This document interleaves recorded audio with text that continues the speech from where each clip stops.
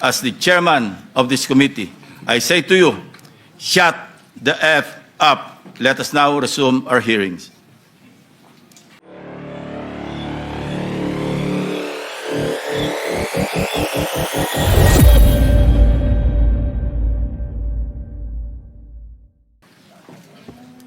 Good afternoon, my distinguished colleagues, Mr. Senate President, the Vice Chairman of the committee, Senator Erwin Tulfo. We reconvene today for the 8th public hearing on the motu proprio inquiry in aid of legislation and investigation into the flood control anomaly, even as we are already finalizing the partial committee report to be routed to your offices as early as next week. Contrary to the lies and obfuscations that naysayers are trying to spread around, your Blue Ribbon Committee has accomplished so much since the flood control scandal broke wide open in the middle of last year. Since then, waves of information have dominated the national discourse at every level of our society, local and national. Lest we be drowned out by the rising tide of noise here and there, allow me to run down how much ground we have covered in the course of the committee's 7 public hearings.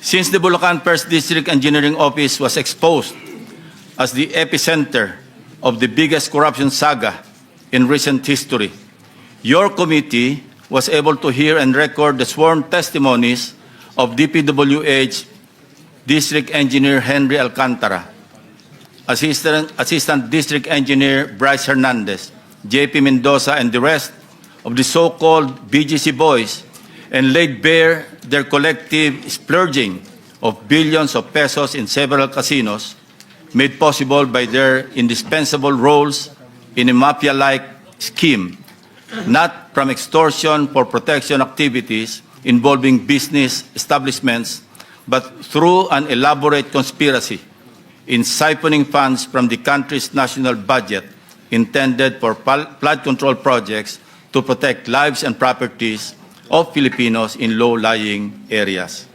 Then, there was former DPWH Undersecretary Roberto Bernardo.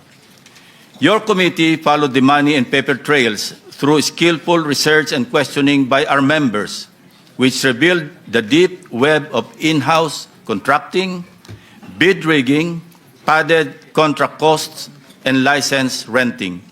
This scam was so systematic and brazen, resulting in substandard infrastructure and worse, ghost flood control projects. In the hearings that followed, the case of Bulacan proved to be a gateway, the microcosm of a much more complex and institutionalized plunder within the bureaucracy. Your committee became the stage for shocking and scathing revelations made by the key actors of the flood control scam.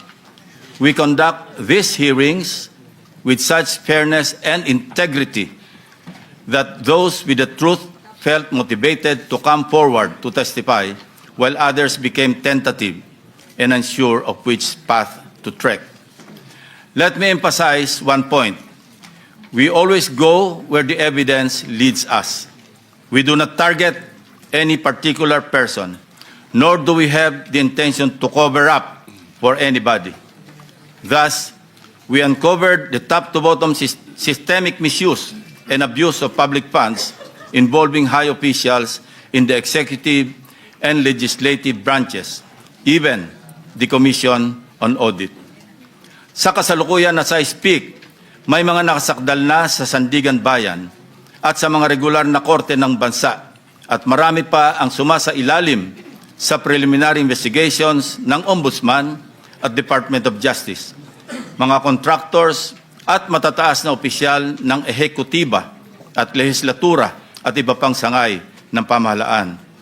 As of the latest count, at least 21.7 billion pesos in bank accounts and other forms of assets are frozen upon written order by the Court of Appeals.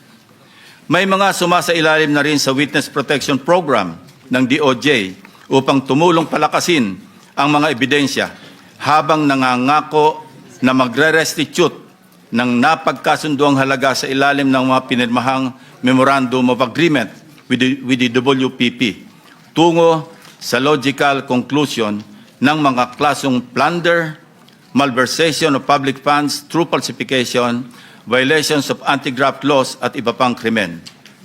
We laid out how this deeply rooted scheme operates with systemic precision.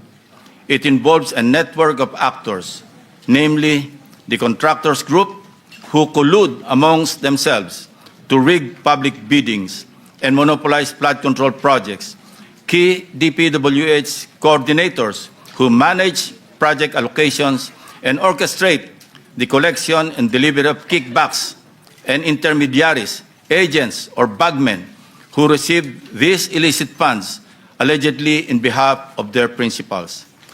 Naging daan din ang mga pagdinig ng komite upang mabuklat ang usapin ng conflict of interest sa Philippine Contractors Accreditation Board or PCAB.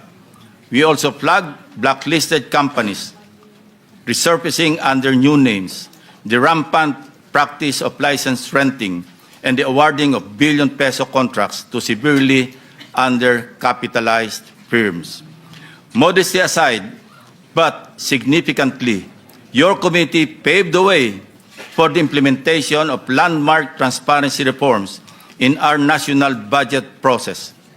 These include our transition to live-streamed and open BICAM that detailed budget amendments, insertions, if you like, that are now traceable to their proponents.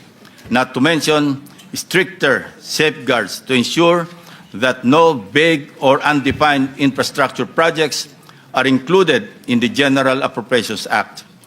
Let this serve as a warning to skeptics, detractors, and hijackers who exploit the vulnerabilities and anger of our people to deepen the fault lines of our nation during these trying times.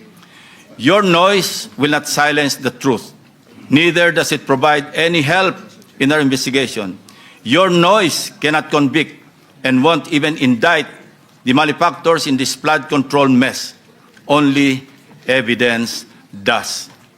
Para ipangalandakan ninyo na inutil at walang silbi ang Blue Ribbon Committee is not only insensitive to its members, but an insult to our fellow Filipinos who have consistently followed and monitored our hearings and participated in the trillion-peso march, the clergy, students, ordinary workers, and all concerned citizens who became aware and exposed to unbridled and systemic corruption, mainly made possible by the Blue Ribbon Committee hearings and the media, who serve as a powerful tool in bringing to the households, eateries, barbershops, etc., the details of each and every hearing of your Blue Ribbon Committee.